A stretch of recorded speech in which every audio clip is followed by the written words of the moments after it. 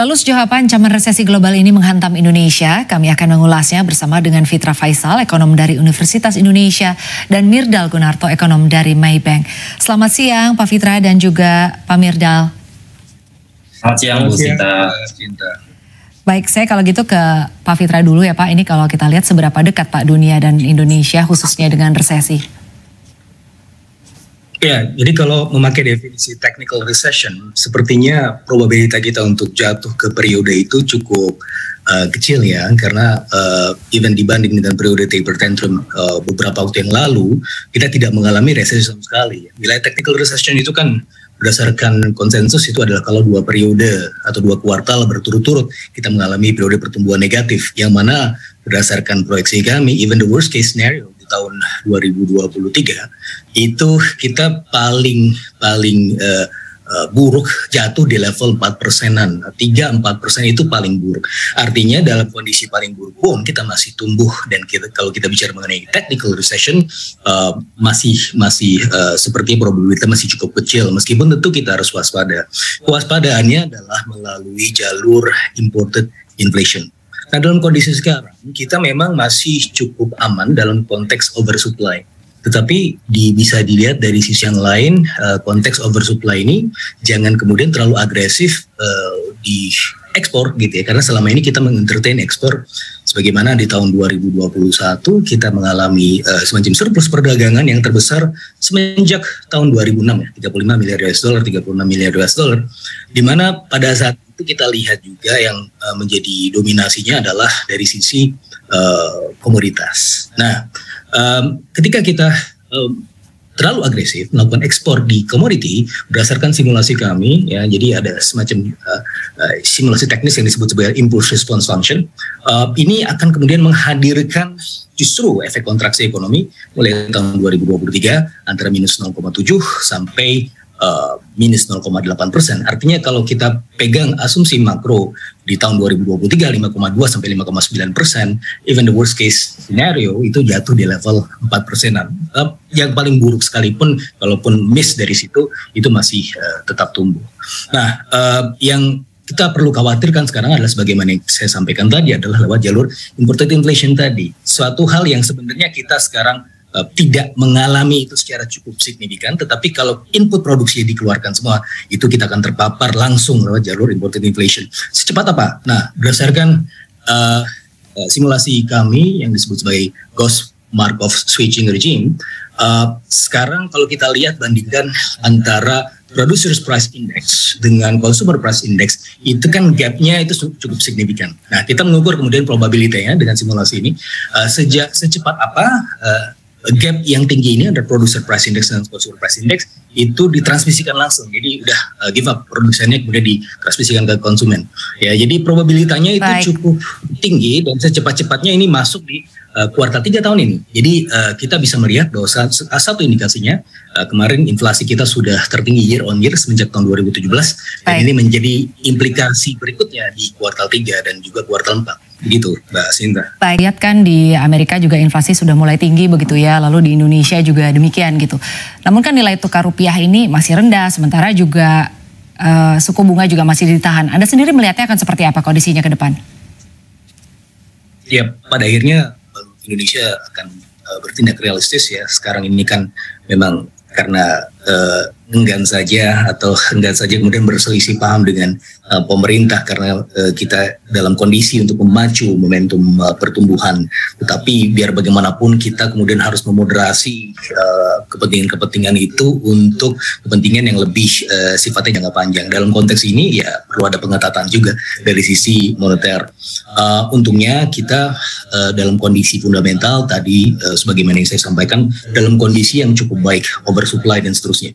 Tapi kembali lagi ke apa yang kami lakukan dari simulasi yang sebelumnya, kalau kita lihat dari faktor penunjang gejolak untuk perekonomian Indonesia yang paling dominan itu masih COVID ya, sekitar 17% itu menurut variance decomposition yang kami lihat 17%, artinya paling tinggi dibandingkan dengan yang lain. Nah, masalahnya yang kedua ini adalah 16% itu berasal dari sisi inflasi ya.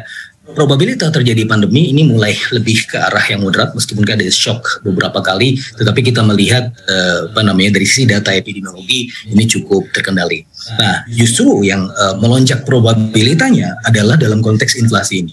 Inflasi masuk lewat jalur ekspor. Kok bisa? Nah, ekspor kita komoditas di kuartal kedua sampai kuartal keempat mungkin kita akan mendapatkan efek positif buat pertumbuhan ekonomi, tapi mulai dari kuartal ke-6 artinya di kuartal kedua tahun 2023 itu sudah mulai langka input produksinya, sehingga kita akan mulai terpapar apa yang sekarang dialami oleh negara-negara maju, yaitu cost push inflation.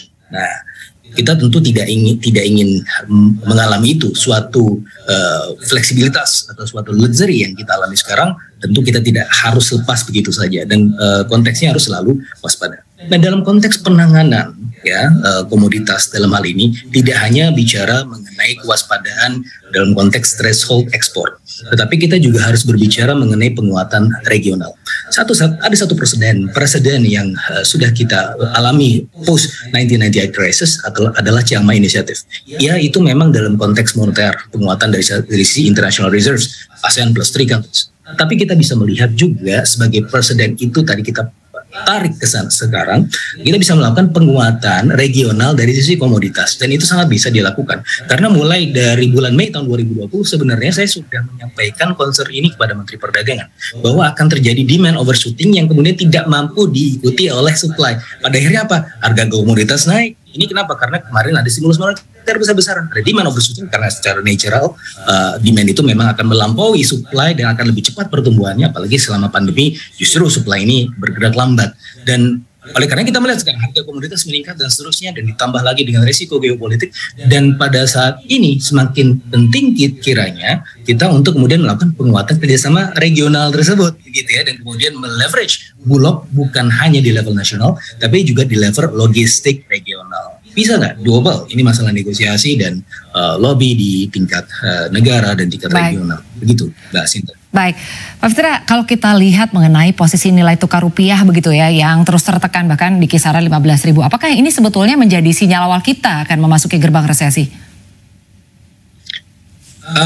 Tidak selamanya nilai tukar itu mengindikasikan resesi. Ya, dia memicu satu kekisruhan di satu sektor, terutama sektor keuangan. Tetapi apa yang kita alami di masa taper tantrum yang lalu sudah menjadi pelajaran atau sudah menjadi titik refleksi buat kita bahwa ya meskipun kesulitan tetapi tidak masuk resesi juga, sebagaimana yang saya sampaikan tadi. Apalagi post pandemic ini menjadi semacam the necessary evil untuk menjadi penguatan atau semacam bantalan kita untuk menghadapi resiko-resiko gejolak berikutnya.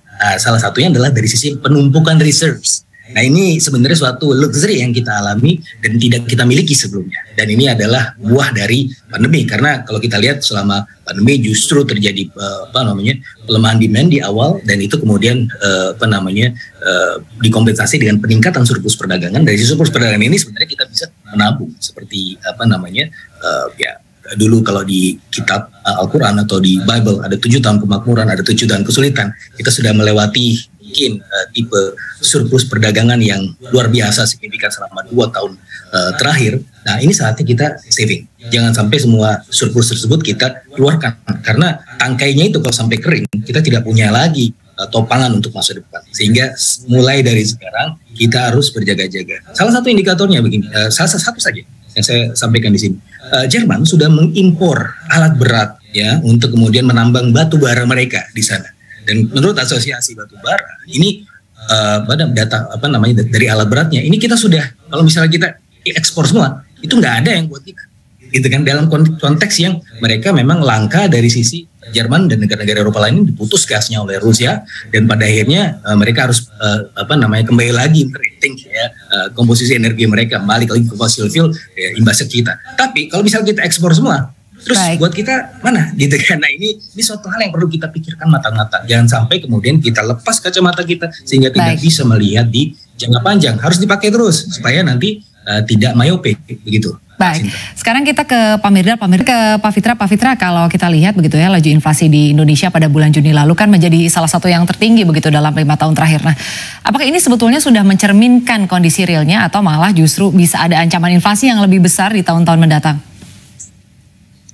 Iya, jadi berdasarkan simulasi kami, tadi saya merefer pada Gauss-Markov switching regime, bahwa memang gap antara producer price index dengan consumer price index sudah sedemikian menganga lebar, dan probabilitas narrowing the gap itu dimulai dari kuartal ketiga di tahun ini. Artinya kita akan menyaksikan bahwa ada tren inflasi yang meningkat sepanjang tahun sampai bahkan tahun depan.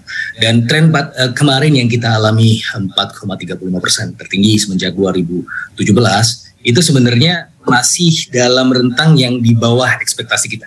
Ya, dari worst case scenario kemarin sampai 5%. Nah, pemerintah dalam hal ini menjaga ya di level itu dengan melakukan subsidi. Ya, masalahnya ya sekali lagi saya tidak terlalu sepakat dengan subsidi tersebut karena ini adalah semacam memberikan efek semu saja. Artinya keuntungan komoditas yang kita alami di sektor tertentu, misalnya batu bara dan lain-lain, itu kita keluarkan untuk memberikan subsidi. Nah, ini balik lagi ke zaman batu gitu kan. Akhirnya kita kemudian harus berpikir ulang. Nah, untuk itu memang potensi inflasi masih cukup signifikan. Tetapi di sisi yang lain, kalau kita memperbaiki dari sisi logistik dan tata kelola, ini akan masalahnya tidak akan terlalu tinggi. Karena kemarin episode minyak goreng kemarin sebenarnya bukan dari sisi supply. Dari sisi CPO kita sudah oversupply. Konteksnya adalah ada diskoneksi antara produsen minyak goreng dan produsen CPO misalnya. Dan dalam konteks itu tidak selalu kita harus melakukan intervensi harga melalui subsidi, gitu, Mbak Sinta. Baik, Pak Fitra, singkat saja begitu ya. Ini apa langkah strategis yang harus disiapkan pemerintah begitu, lalu juga pelaku usaha domestik dan juga individu untuk mengantisipasi resesi? Sekali lagi saya tidak selalu sepakat ya dengan kata resesi ini karena kemungkinan terjadi resesi itu cukup kecil. Nah, untuk itu yang bisa kita waspadai supaya tren pertumbuhan kita tidak terlalu lambat gitu. Kita kan ingin mengejar momentum pertumbuhan tinggi. Nah, untuk itu salah satu yang bisa dilakukan adalah ya kalau dari sisi ekspor jangan terlalu digenjot ya. Oke, kita bisa mendapatkan keuntungan di jangka pendek tapi tidak di jangka menengah dan panjang. Keuntungan oversupply yang kita alami sekarang ini kita save buat apa? Buat kepentingan industri kita di masa depan. Itu dari sisi ekspor. Dari sisi penanganan komoditas itu tadi harus ada kerjasama internasional dan regional. Dari sisi tata kelola dan juga distribusi logistik itu harus kemudian dibenahi. Dari sisi industri sekarang industri kemarin Purchasing Manager Index in Manufacturing di bulan Juni sudah 50,2 dari sebelumnya 58, kan turun terus prediksinya di bulan Juli. Dan untuk itu ya dalam hal ini strategi ekspansinya itu memang harus agak di slow down sedikit, nggak masalah, tetapi kita masih bisa kemudian mencapai peluang pertumbuhan di tahun 2023. Baik, Bung, bersama kami, salam sehat dan sukses selalu untuk Anda. Ya, terima kasih. Penembakan maut di Amerika Serikat terjadi lagi, kali ini penembakan